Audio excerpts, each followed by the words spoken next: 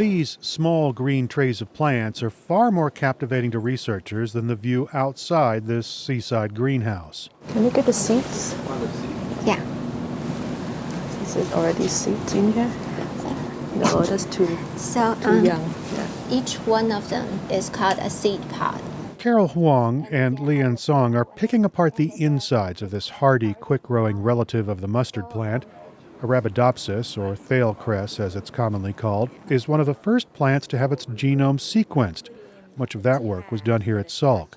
Song pulls the flower of a mature plant under a dissecting microscope and leans in with a pair of tiny tweezers. It's very tricky because we want to find the open flowers, which only has a tiny bit of white color at the top.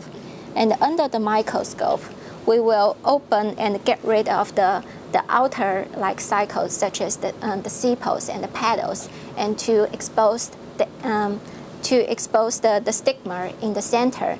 And then we will pick another flower and get the pollen from the other flower to pollinate the flower we just exposed.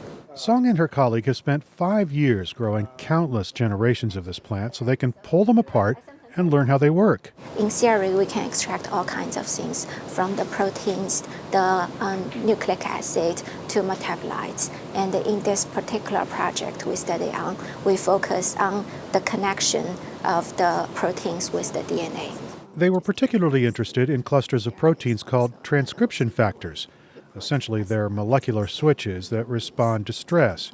The team created a slurry of genetic material and introduced the plant hormone ABA.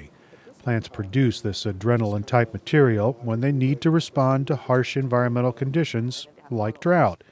Researcher Carol HUANG says the team measured which molecular switches activated. By pulling down the molecular switches and along with their followers, we can figure out what these molecular switches are controlling in the plant. She likens the process to discovering a social network like Twitter. She says identifying the players and what they do allows researchers to map the network. Before you know what the components are and what connections are there, you don't know whether you should manipulate the gene or manipulate the molecular switches. It's our hope that by comprehensively mapping these connections, now we know which ones we can control more efficiently. And there is hope that the Arabidopsis plant might help scientists develop more drought-tolerant species. Huang says different species of plants likely share the same biological building blocks. Either transfer the knowledge or transfer the experimental method to figure out what are the molecular switches that controlling the thousands of genes that the plant needs to respond to low water conditions. And that has significant real-world implications. Dan Kayan is a climate researcher at the SCRIPPS Institution of Oceanography.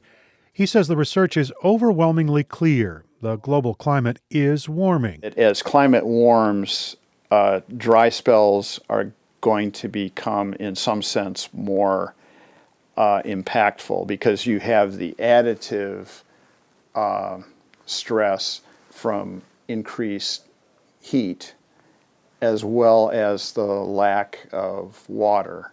Kayan says the local climate will likely continue to be volatile with dry spells punctuated by occasional stormy wet periods, but he predicts significant impacts on regions that provide San Diego's water.